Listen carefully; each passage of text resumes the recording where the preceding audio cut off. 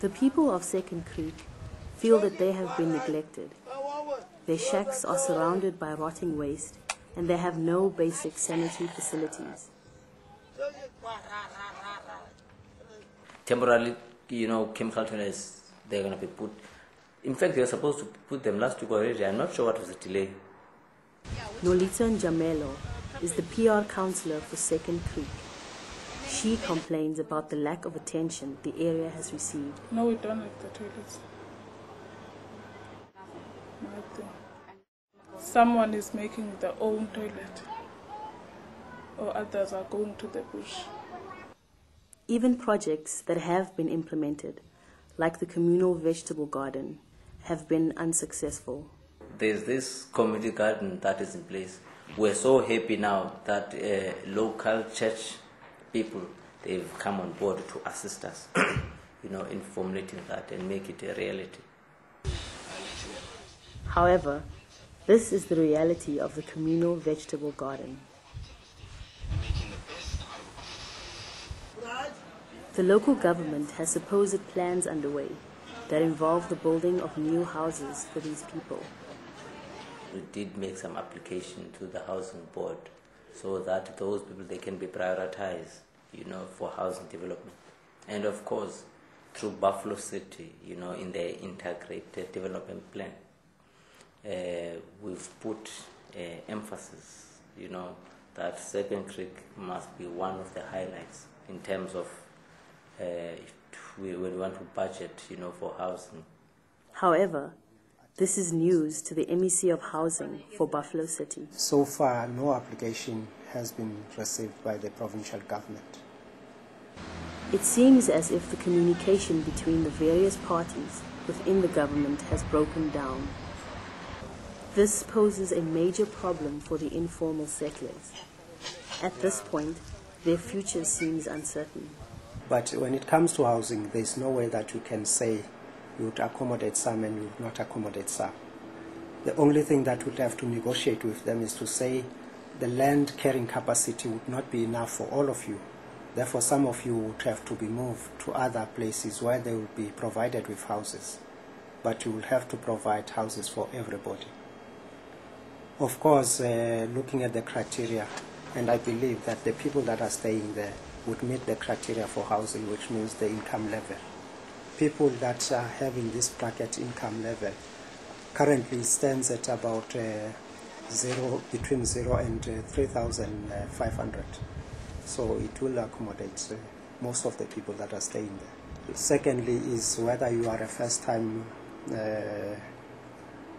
house owner or you have been having a house before. Once the deep site has been closed, that's where now we're going to be able to commence with building of houses. Hence I was saying next year in 2007, around about November, December, we'll be starting with our first phase.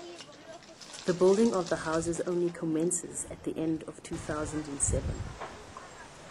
Clearly, this is a gap in the relocation plans, which government officials are unaware of.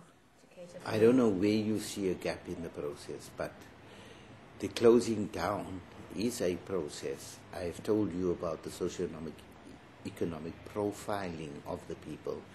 So it's that reintegration, that rehabilitation of a community in another place. There need not necessarily be a gap between that process and the process of closing down. The appalling conditions at Second Creek have made headlines in the media for the past few years. However, with the latest increase in media coverage, ranging from reports on the dangerous conditions at the site, the situation at Second Creek has once again come under the spotlight. The unacceptable living conditions highlighted by various media reports have resulted in Second Creek becoming one of the main concerns addressed by the Mayor's 2006 inaugural speech.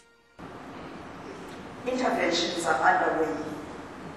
A socio-economic profiling is being undertaken to find a sustained and just solution to the inhuman search for food on the rubbish dumps at Second Creek. This is an established community with their own survival techniques. and livelihoods, and it therefore needed a strategic intervention with sensitive social facilitation to rehabilitate and relocate them. However, you don't just disestablish a community the apartheid style with a bulldozer and dump them elsewhere.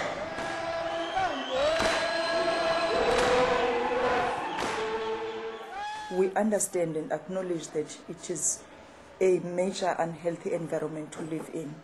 But how you do it, it becomes very important because it's a sensitive issue. Those people live there, they make a living out of that dump site. You then have to have a very good strategy. You must be able to know if you move those people from that second creek, where are you placing them?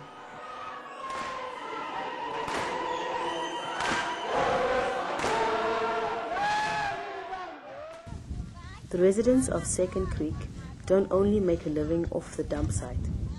They also recycle refuse materials, which in effect benefits both the environment and society at large.